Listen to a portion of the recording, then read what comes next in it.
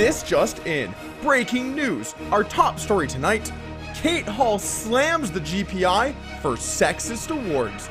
Next up, Dan Polk exposed for clickbaiting lies. Also tonight, alleged cheater fires back at Jason Mercier. And finally tonight, Phil IVey moves up to where their respected raises, the UK Supreme Court. All of these stories and more tonight on Doug Polk's Inside Scoop on the world of cards. Our top story tonight is on Cate Hall winning the Female Player of the Year award at the American Poker Awards. Now, for those of you that don't know, at the end of the year, the American Poker Awards have two awards, one for the highest ranking player, which has always been a man, and one for the highest ranking female. Well, Cate Hall had her own thoughts on this. Let's roll the clip. Thank you. I'm really nervous. I'm really genuinely very proud of winning this award.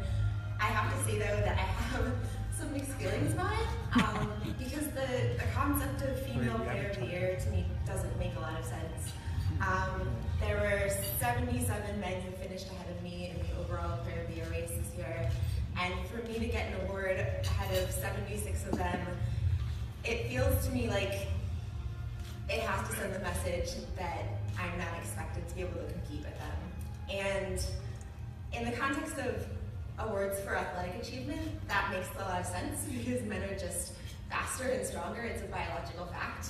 But when you carry that over to an award for performance in a mental game, it again feels like it sends the message that men are just in another league.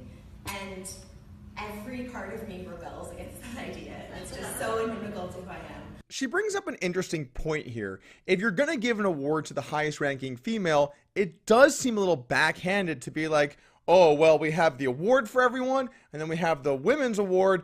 Good pat in the back. You were the best of the rest.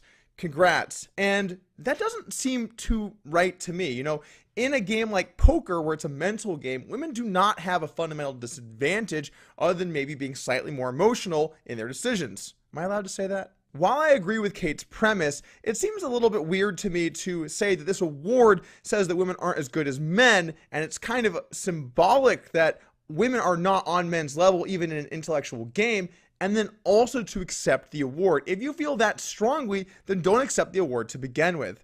Anyway, it also continues on. You know, this is my first year playing poker full-time as a professional. I really feel like if I had been here for 5 or 10 years, that I would be able to beat anybody in the world. Let's slow down for a moment, take a step back, not think about any of the gender stuff, and just talk about Cate Hall as a player. She had a good year this year. She finished in the top 100 of the GPI, which is a notable accomplishment for any player. However, it wasn't a format that mainly is about luck. I'm not saying skill doesn't matter. Of course it does. The better players on average will win in the long run. But in terms of short-term fluctuation, Jamie Gold won the main event one year. So anyone has a chance to make a run at, you know, the top spot in the GPI. That's certainly true. But it's also a little belittling to the other players that have worked hard and are really great players to say you could have beaten them if you'd just been around longer. A lot of those players are actually fairly new. When you look at players like Fedor Holes, you know, these guys are players that are not new to the game, but they came up in the last several years. So saying that you had a time disadvantage or else you'd be better than everyone is a bit much to me, and also doesn't take into account the fact that this format is primarily based around luck. And even if I never get to that point, I will always rather compete for that and lose than to be content with the consolation prize. All right, that I can get behind. Strive for the best. If you don't make it, you don't make it, but give it everything you got. No consolation prizes. Step up to the plate. We got this. But thank you for the consolation prize. Thank you. Wait, what? Really genuinely very proud of winning this award. Every part of me rebels against that idea. Thank you for the consolation prize. You know, at some point, you have to stand up in life for what's the right thing to do. If something's belittling to your entire gender, you can't just let it slide because you won the award. You have to have principle. Congratulations. Oh my God. It's awards like this that stand for everything I'm against. It belittles everyone around the world that this even exists. I can barely accept this. Actually, can you put it up over there so everyone can see it? Yeah, just like over there. That'd be great. Didn't think that this should be a thing, honestly, Female Player of the Year. I am like personally very proud of having won it. Next up tonight, Dan Polk exposed for his clickbaiting lies. Now, in a recent video put onto his YouTube channel, Dan Polk used a little bit of an ambiguous title in order to get views, and frankly, we don't know where it's gonna stop. We sat down with Dan to ask him some questions and get to the bottom of what's happening on his channel. It all started out so innocent. I just wanted people to see what I was doing on the internet. I never thought anyone would get hurt. Other than Negreanu. And Mercier. And Bilzerian. Look, guys. I'd love to be able to look you straight in the eye and say it's not going to happen again. But it could. And it probably will. I've got a problem. I'm making literally hundreds of dollars off these videos. I just can't turn that away. Before I go, I just want to say, be careful. Because what's been clicked cannot be unseen. Guys, it's a thumbnail and a title. Let's just take a step back here. It's a thumbnail and a title. Come on. Our next story tonight is on Fernando Rosas, who's the original poster of the thread that Jason Mercier had cheating allegations made against, has come forward and issued a live challenge to Jason Mercier. Now, what's a little weird about the challenge is that it has to be a ton of hands, which is many hours, and it has to be done in a certain way. And he posted it almost like Jason, for some reason, owed him, specific rules in order to have the challenge. Well, Jason Mercier has said that he's willing to play $1,000 a point in Bobby's room at the Bellagio, and it remains to be seen if they're going to find some kind of middle ground.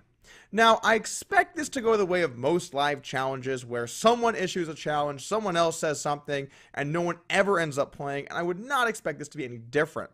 But it does seem that both players are at least somewhat willing to play, and we did have another poster come forward and offer to stream it and have them play with no rake if they agreed to play at his casino. So hopefully we end up with a little bit of action. I can't say I'm expecting it, but it is actually a good look for Fernando, the original poster of the thread, to say, okay, I am willing to play you in live poker, because at least then there's no way he can be cheating, which really, kind of comes down to his name. If you have an issue in poker where people think that, you're a cheat, or that you're, somehow, you're exploiting the app, or, seeing hole cards, you want to be able to clear your name, and he's doing so by saying he's willing to play live poker. It's also possible that he thinks Jason won't take him up, and it's kind of a bluff to get better action in the meanwhile. Who knows? There could be a lot going on. The point remains, we would all like to see some action, and I'll keep you guys up to date with what's going on. Finally tonight, some big news on the Phil Ivey edge sorting case. Now, for those of you that don't know, Phil Ivey a few years ago won a lot of money by identifying problems with certain cards in a deck that was being used at Borgata and at Crockford's. In fact, it might have been his own deck, or he requested the deck. I'm not exactly sure what the situation was, but he identified some problems with the cards that would let him know what cards were coming up. He then used that to wager more in situations where he had an advantage and less where he didn't, and win millions of dollars off both the Borgata and Crockford's in the UK. Well, both casinos sued Phil Ivey for his conduct. The Borgata actually won their case, and Ivey was forced to pay back $10 million. And Crockford's, which never paid him out to begin with, it was ruled they didn't have to pay him out at all. Well, the UK Supreme Court has decided that this case is worth hearing. Of course, they have to decide to take the case before a verdict would be made, and if they didn't take the case, it's likely that Phil Ivey would have just been out of luck. Now, everything's back on the table. If the court does decide that the casino has to pay out Phil Ivey, it's going to set some interesting precedent, especially given what happened at the Borgata where they didn't pay him out. Personally, while I think the way that Phil Ivey behaved with the edge sorting situation wasn't exactly cool, I do think that it's the casino's mistake for allowing a deck that had problems with the cards. If you do have that problem and someone figures it out, I sort of feel the burden is on the casino for having that problem with defective cards. If you're allowing cards to be used in your games that a player is taking advantage of, it's hard to blame the player. Now, I would also say I feel that Phil Ivey is at least skirting with the line, if not maybe a little over the line, and aggressively taking this, defective card situation for millions of dollars in both locations. But someone's going to have to take the hit. Who should it be? In fact, let me know what you guys think in the comments below. Who should have to pay this money in this case? What was particularly ridiculous to me about the Borgata case was that Borgata tried to then claim that they were also entitled to not only their money back, but all of the money in comps that Ivey got, and then also their expected house edge. That seems ridiculous to me. It's one thing to say you shouldn't win the money because you were cheating. It's another thing to say you shouldn't win the money because you were cheating, and we should also get what we theoretically should have won. There's no way Ivey would have been betting that big if he didn't have an edge or if he wasn't winning to begin with, so that theoretical money that they're trying to earn wouldn't have been in play anyway. It was a little bit over the line to try and go for that in addition to the money back. The comps, I guess, is a little more of a gray area, but these casinos are being extremely aggressive with Ivey to pay him out as little as they possibly can. My personal opinion is that we are firmly in a gray area. I've gone back and forth on what I think about this, and the bottom line is Ivey did use something to get an edge that should not have been available to him, but the casino made a mistake by having a defective deck in play for a lot of money. So who's right and wrong in this scenario? It does seem like it's a bit of both, and that makes it convoluted as to what the result should be. I guess I usually like to see things in favor of the players because the casinos already have so many things working for them that players being able to get an edge when they do spot these small mistakes by the casino, it seems somewhat reasonable to me. In fact, you could maybe chalk up some of that cost to being the cost of doing business. Does the casino have an automatic right to an edge just because they're offering the game? Probably not. So we'll see what happens. I'm going to stay tuned on this story, and I am rooting for Phil Ivey to win back his millions of dollars. Thank you for joining me for today's news. For the next couple of days, we've got some Poker Hands episodes coming up. And then later this week, we're going to be doing a special on fighting in poker. We're going to talk about the Helmuth Negreanu feud, and we're also going to talk about some other fights in poker. So stay tuned and make sure to subscribe to the channel.